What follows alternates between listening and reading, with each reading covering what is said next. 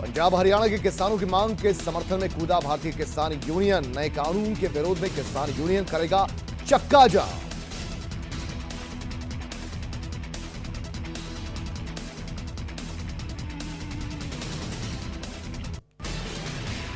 कृषि बिल के खिलाफ किसानों के देशव्यापी आंदोलन का आज दूसरा दिन। दिल्ली कूच के लिए हरियाणा के पानीपत तक पहुंचे किसान। किसानों को रोकने के लिए भारी पुलिस बल तैनात।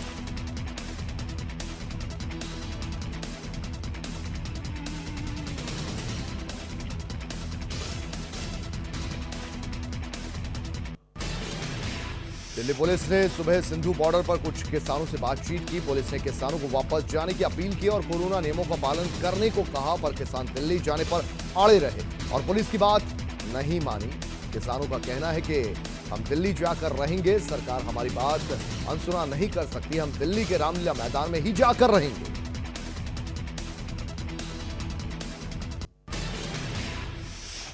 किसानों का दिल्ली कूच आज भी जारी। दिल्ली के सिंधु बॉर्डर पर पहुंचे किसानों को समझाने में जुटे आला अधिकारी।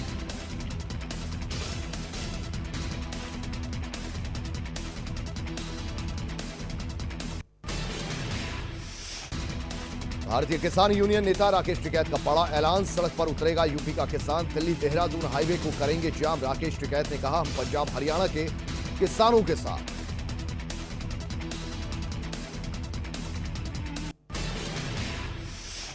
रक्षा मंत्री राजनाथ सिंह ने किसानों से अपील की है। किसानों से शांति बनाए रखने की यह अपील। राजनाथ ने कहा कि किसान खत्म करें अपना धरना। अगर कोई भ्रम है तो हम उसे दूर करेंगे। एमएसपी खत्म नहीं होगा।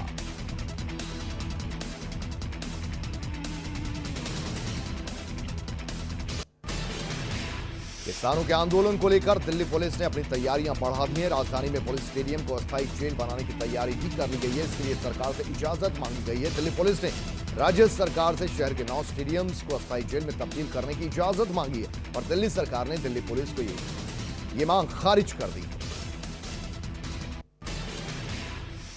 किसान आंदोलन को लेकर अलर्ट पर दिल्ली मेट्रो ने संचालन में बदलाव किया है। दिल्ली से एनसीआर जाने के लिए मेट्रो सेवा उपलब्ध रहेगी, पर एनसीआर से दिल्ली जाने के लिए मेट्रो नहीं मिलेगी।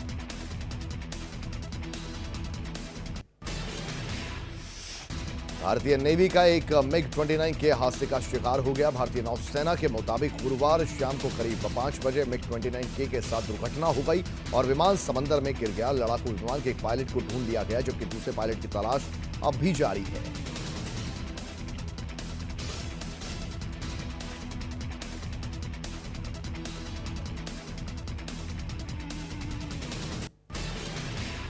प्रधानमंत्री मोदी को जान से मारने की धमकी दी गई। पुलिस को एक कॉल कर एक शख्स ने यह धमकी दी। कुछ ही देर में पुलिस ने युवक को गिरफ्तार कर लिया। पुलिस ने उसे पकड़ा तो पता चला कि वो शख्स शराब के नशे में था और नशे में ही उसने पुलिस को कॉल कर प्रधानमंत्री को मारने की धमकी दे डाली।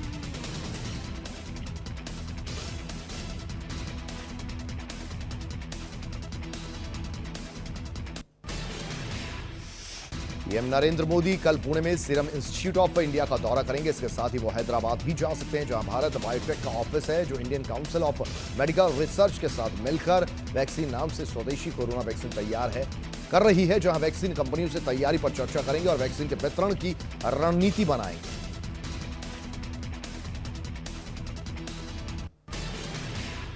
पूर्व मंत्री आजम खान की मुश्किलें फिर बढ़ी। जल निगम भर्ती घोटाले में दोषी पाए गए आजम खान। सीतापुर जेल में आजम खान के लिए वारंट दाखिल। सपा सरकार में जल निगम में जेई के 853 क्लर्क के 335 पदों पर, असिस्टेंट इंजीनियर के 117 पदों पर हुई थी भर्तियां।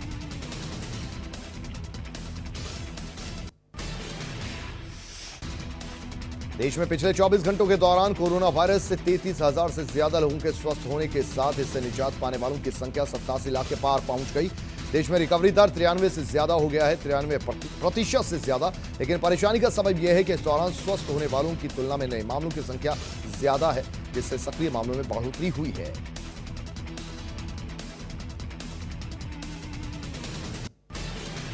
भारत में कोरोना वायरस संक्रमितों का आंकड़ा 1 करोड़ पहुंचने के करीब है। ऐसे में आईसीएमआर के दूसरे राष्ट्रीय सीरो सर्वे में मिले आंकड़े चौंकाने वाले हैं। आईसीएमआर के सर्वे में कहा गया है कि भारत में अगस्त तक 10 साल या उससे ज्यादा आयु के लगभग 7.43 करोड़ लोग कोरोना वायरस संक्रमण की चपेट में आ चुके थे।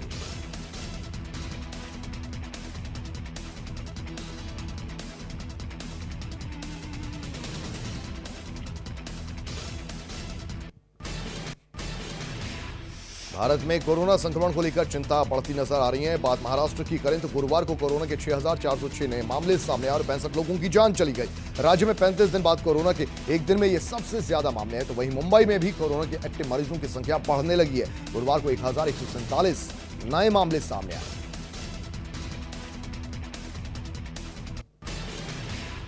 दिल्ली में नवंबर में ही कोरोना वायरस से मरने वालों का आंकड़ा 2000 के पार जा चुका है। कोविड-19 को लेकर दायर की गई एक याचिका पर गुरुवार को सुनवाई करते हुए हाईकोर्ट ने दिल्ली सरकार को फटकार लगाई है। दुनिया के सबसे ताकतवर देश अमेरिका में कोरोना ने सबसे ज्यादा मौतों को अंजाम दिया। इसके बाद Mexico, Italy, Britain, Poland, Brazil, Bharat, रूस, ईरान में मौतों के सबसे ज्यादा आंकड़े सामने आए हैं।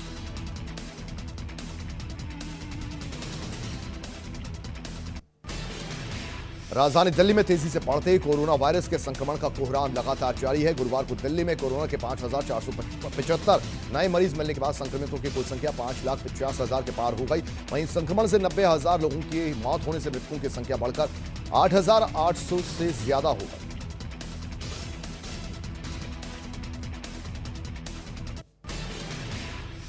कन्नौज में टीचर की हत्या का मामला सामने आया। टीचर के घर में ही की गई हत्या, पत्नी और बच्चों के सामने ही यह हत्या हुई। मामले की जांच में जुटी है पुलिस।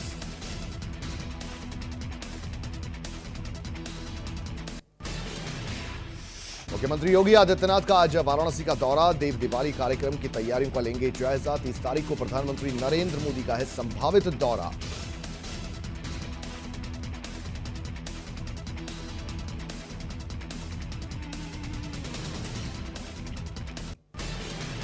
बरेली के ग्रीन चिली रेस्टोरेंट में हुक्का पीते टीनेजर्स सहित 12 लोगों को पुलिस ने गिरफ्तार किया है। मौके से पुलिस ने 2 हुक्के के साथ हुक्के में प्रयोग होने वाला फ्लेवर भी बरामद किया। ग्रीन चिली रेस्टोरेंट में पहले भी हुक्का पकड़ा कर जा चुका है। पुलिस ने आरोपियों के खिलाफ टोबैको एक्ट के मामले दर्ज कर दिए हैं।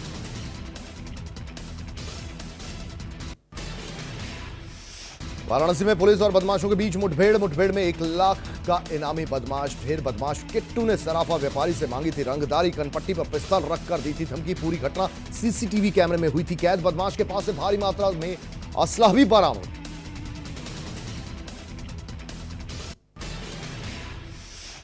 बाराबंकी के थाना रामनगर इलाके के सेमराय गांव में हुए एक तिलक समारोह में भोजन करना लोगों को उस वक्त भारी पड़ गया जब एक एक कर लोग बीमार होने लगे। खाना खाने से 70 से 80 लोगों को फूड पॉइजनिंग हो गई, जिसकी सूचना पर पहुंची मेडिकल की टीम ने लोगों का इलाज किया। वहीं इलाज के दौरान एक बच्ची की मौत हो गई। मैनपुरी में तेज रफ्तार का कहर। अनियंत्रित ट्रक 5 महिलाओं पर पलटा। 2 महिलाओं की मौत। हादसे में 3 लोग गंभीर रूप से घायल। कोरावली कस्बे के पास का यह हादसा।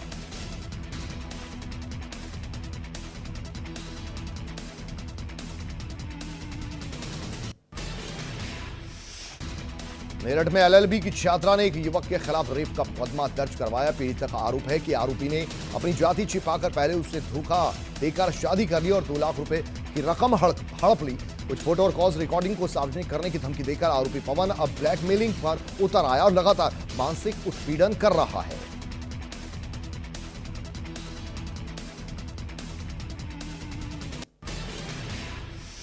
बाराबंकी में बेटे ने की पिता की हत्या। पेड़ से बांधकर धारदार हथियार से की हत्या। जमीन को लेकर पिता पुत्र में था विवाद। पुलिस ने शव पोस्टमार्टम के लिए भेजा। हत्या के आरोपी बेटे को गिरफ्तार किया गया।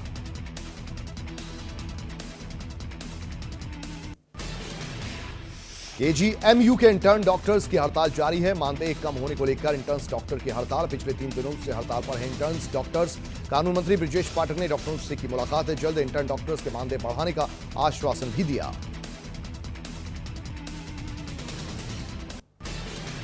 आजमगढ़ में 3 लाख का इनामी बदमाश पुलिस मुठभेड़ में हुआ ढेर। दलित प्रधान हत्याकांड का मुख्य आरोपी का यह बदमाश एनकाउंटर में एक एसआई भी घायल हुआ।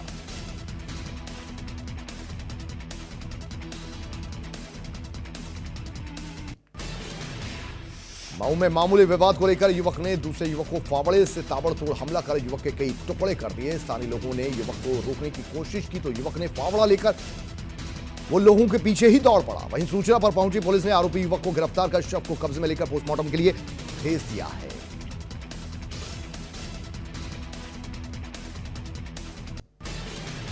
केजीएमयू में भूख हड़ताल पर बैठे डॉक्टर की तबीयत खराब। इंटर्न डॉक्टर कर रहे हैं भूख हड़ताल। वेतन और मानदेय बढ़ाने की मांग को लेकर भूख हड़ताल पर बैठे हैं ये इंटर्न डॉक्टर्स। मांग पूरी न होने पर सभी डॉक्टरों ने भूख हड़ताल की चेतावनी भी दी है। सहारनपुर में संदिग्ध परिस्थितियों में शव मिलने से हड़कंप मचकर रह गया। आसपास के लोगों ने पुलिस को सूचना दी। मामले में पुलिस अब जांच में जुटी हुई है।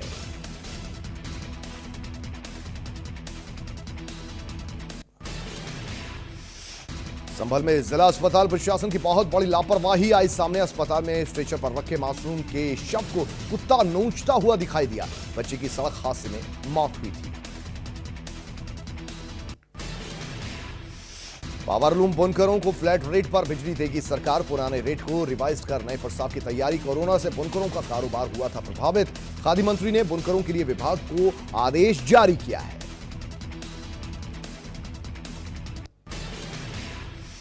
फिरोजाबाद में जोरदार भिड़ंत हो गई। टेंपो सवार 4 लोगों की इस हादसे में मौत हो गई और मौतों का आंकड़ा अभी और भी बढ़ सकता है।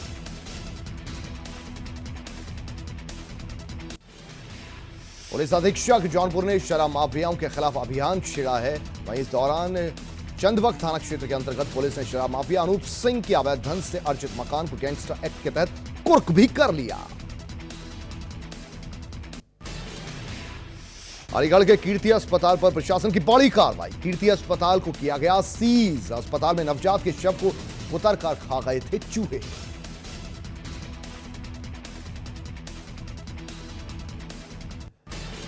मेरठ में बदमाशों के हौसले इतने बुलंद हो गए कि अब सरकारी कामों में भी बाधा डालकर रंगदारी मांग रहे हैं। दरअसल बदमाशों ने NHI से रंगदारी मांगी। दिल्ली मेरठ एक्सप्रेस वे परतापुर में इंटरचेंज का काम चल रहा है। वहीं रंगदारी न मिलने पर काम बंद कराने की धमकी भी दी।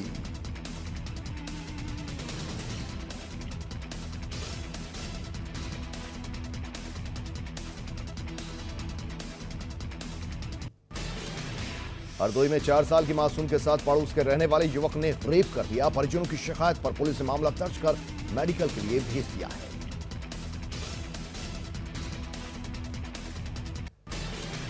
सिद्धार्थनगर में मामूली विवाद में एक शख्स को गोली मार दी गई। गोली लगने से शख्स की हालत गंभीर है और जिला चिकित्सालय में उसे भर्ती किया गया, जहां उसकी गंभीर हालत को देखते हुए फिर गोरखपुर रेफर करना पड़ गया। घटना कपिलवस्तु कोतवाली क्षेत्र के कंचनया गांव की है। परिजनों के अनुसार यह घटना उस वक्त हुई जब कंचनया गांव में शाम 7:40 पर 40 वर्षीय कृष्णा नंदी अपनी मोटरसाइकिल से अपने घर वापस लौट रहे थे। वहां मामूली विवाद पर गोली चला दी गई।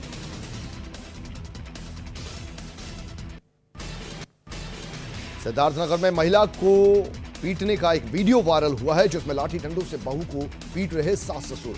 ससुर ने महिला के बाल पकड़कर मारपीट की। वहीं मां को बचाने के लिए रोते बिलखते नजर आए बच्चे।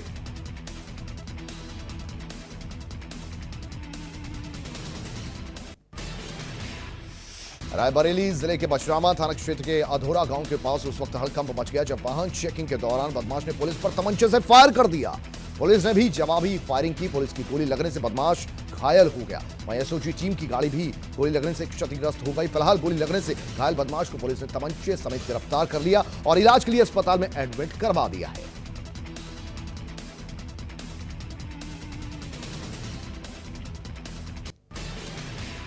आगरा के थाना इतमादपुर क्षेत्र के यमुना एक्सप्रेस वे के पास अचानक चलते हुए कैंटर में आग लग गई और आग लगने से कैंटर का केबिन जलकर खाक हो गया। फायर ब्रिगेड की टीम ने आग पर फिर काबू पाया। आग लगने से हाईवे भी अच्छा खासा जाम हो गया। अलीगढ़ में लगातार एक के बाद एक लूट की घटनाओं को बदमाश अंजाम दिए जा रहे हैं। बीते 2 दिनों में बदमाशों ने इलाके में कई चोरी की घटनाओं को अंजाम दिया। वहीं पुलिस मामला दर्ज कर चोरों की तलाश में जुटी हुई है, लेकिन फिलहाल सफलता हाथ नहीं लगी। मेरठ में थाना परतापुर पुलिस ने बिजली की तार चोरी करने वाले गिरोह के 2 सदस्यों को गिरफ्तार किया है। ये चोर शातिराना अंदाज में चोरी की वारदातों को अंजाम देते थे। इनके पास से भारी मात्रा में बिजली की तार, कटर, चोरी के अन्य सामान, तमंचा, कारतूस भी बरामद हुए। घटनाओं को अंजाम लगातार दिया जा रहा था।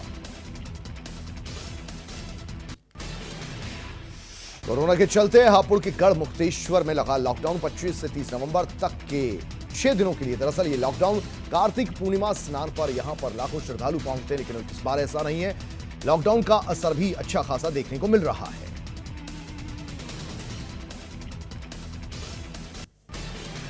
झांसी के सबसे पॉश इलाके में जहां मॉर्निंग वॉक पर निकली महिला की गोली मारकर दिन दहाड़े हत्या कर दी गई। हत्या से पूरे इलाके में सनसनी फैल गई। जहां महिला की हत्या हुई उससे चंद कदमों की दूरी पर झांसी कमिश्नर का आवास है और थोड़ी ही दूरी पर जिलाधिकारी का आवास भी है। ऐसे में दिन दहाड़े हुई इस हत्या में पुलिस प्रशासन की सुरक्षा व्यवस्था पर सवाल खड़े हुए। वहीं पुलिस ने मामले की जांच शुरू कर दी है।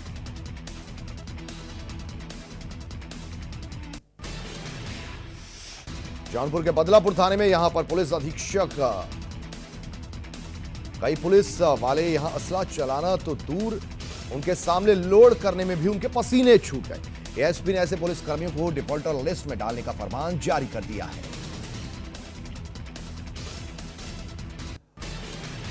संभल में मानवता की हदें पार करने का मामले के तूल पकड़ने के बाद जागा स्वास्थ्य विभाग वार्ड बॉय और स्वीपर के खिलाफ हुई कार्रवाई। वार्ड बॉय और एक स्वीपर को निलंबित किया गया। डॉक्टर फार्मासिस्ट से मांगा गया स्पष्टीकरण। अलीगढ़ के गांधी पार्क इलाके के दुबे के पड़ा बाजार में कपड़े के शोरूम में भीषण आग लग गई। आग के बाद यहां इलाके में अफरा तफरी मच गई। ब्रिगेड की टीम ने फिर आग बुझाने का काम किया। आग लगने से लाखों का सामान जलकर स्वाहा हो गया। देहरादून पहुंचे गृहमंत्री अमित शाह के बेटे जय शाह। जय शाह ने रायपुर स्पोर्ट्स कॉलेज का दौरा किया। जय शाह ने खेल व्यवस्था पर जताया संतोष। वसीम जाफर को मुख्य कोच बनाए जाने के फैसले का स्वागत किया।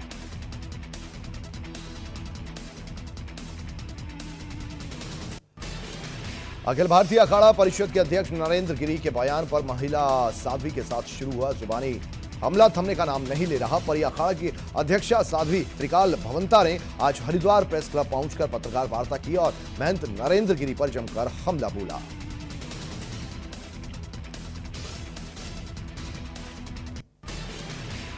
पांच से 7 दिसंबर तक है राष्ट्रीय अध्यक्ष जेपी नड्डा का उत्तराखंड दौरा। जेपी नड्डा के दौरे से पहले पहुंचे प्रदेश प्रभारी दुष्यंत कुमार गौतम तैयारियों का लेंगे जायजा।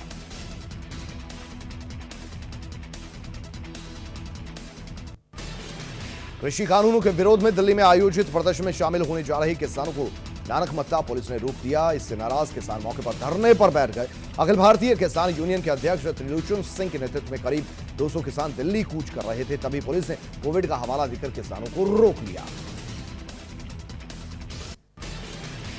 नैनीताल हाईकोर्ट ने कुंभ की तैयारियों को लेकर ब्यौरा मांगा है। 2021 में होने वाले कुंभ को लेकर सरकार से यह ब्यौरा मांगा गया। 2 दिसंबर तक ब्यौरा देने के आदेश दिए गए।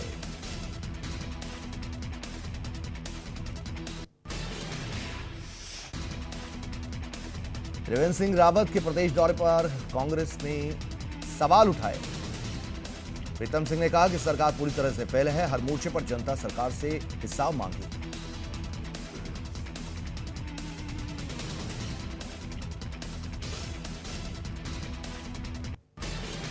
उत्तराखंड में लगातार बढ़ रहा कोरोना का ग्राफ। कोरोना से कल 11 लोगों की मौत हुई। 1196 पहुंचा मरने वालों का आंकड़ा।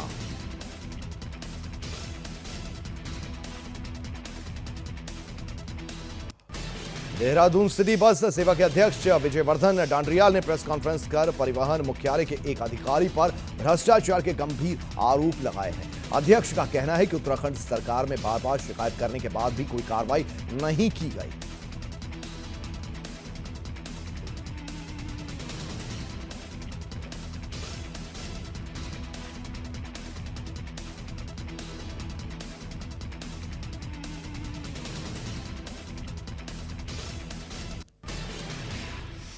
उत्तराखंड वाइल्ड लाइफ बोर्ड की बैठक में कई अहम फैसले लिए गए और कई प्रस्ताव भी पारित किए गए। बोर्ड ने प्रदेश में विकास परियोजनाओं में बाधक बन रहे शिवालिक सहित प्रदेश में 14 एलिफेंट रिजर्व खत्म करने का निर्णय भी लिया। पारित प्रस्ताव के तहत प्रदेश में दून से लेकर शारदा नदी तक करीब 5200 वर्ग किलोमीटर का एक एरिया एलिफेंट रिजर्व के नाम पर नोटिफाई है। बैठक में एयरपोर्ट के प्रस्ताव को एक बार फिर केंद्र को भेजे जाने पर चर्चा भी हुई।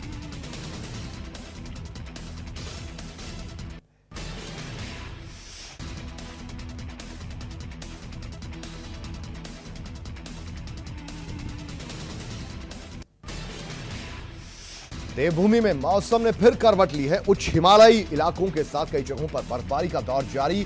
कई जगहों पर हो रही बारिश।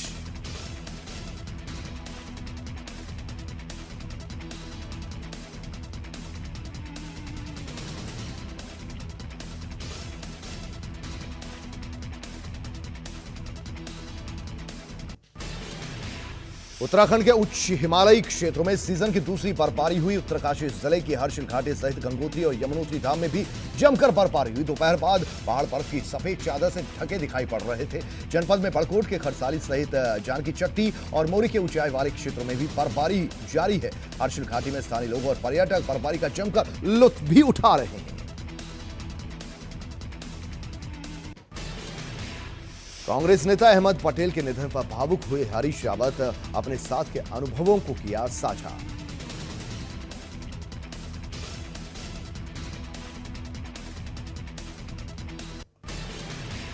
कॉमेडियन भारती सिंह और उनके पति हर्ष को ड्रग्स मामले में गिरफ्तार किया गया था। हालांकि दोनों को अब जमानत मिल चुकी है। अब एनसीबी ने मुंबई के बांद्रा कोर्ट जंक्शन से देर रात सुनील गवाई नाम के ड्रग्स सप्लायर को गिरफ्तार किया, जो डिलीवरी बॉय बनकर सप्लाई करता था।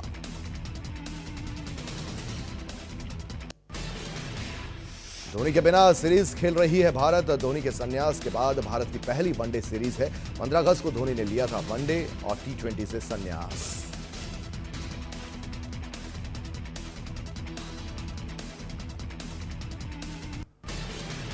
दंगल गर्ल गीता और बबीता फोगाट की छोटी बहन संगीता फोगाट और पद्मश्री पहलवान बजरंग पूनिया पढ़ने सूत्र में बंध गए हैं। दोनों बुधवार रात शादी के बंधन में बंध गए।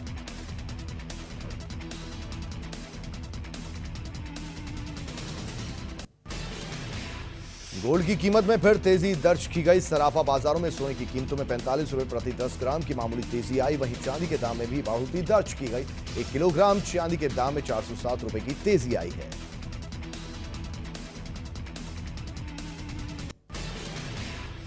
पेट्रोल पंप पर ज्यादा रुपए देने के लिए तैयार रहिए, क्योंकि पेट्रोल डीजल की कीमत में 2 रुपयों तक की बढ़ोतरी हो सकती है। बताया जा रहा है कि कच्चे तेल की बढ़ती कीमतों की वजह से यह बढ़ोतरी हो सकती है। भारत और ऑस्ट्रेलिया के बीच 3 वनडे मैचों की सीरीज का पहला मुकाबला सिडनी में जारी है। कोरोना काल के बीच भारत का पहला मैच। ऑस्ट्रेलिया की अगुवाई आरोन फिंच तो भारत के कप्तान विराट कोहली हैं।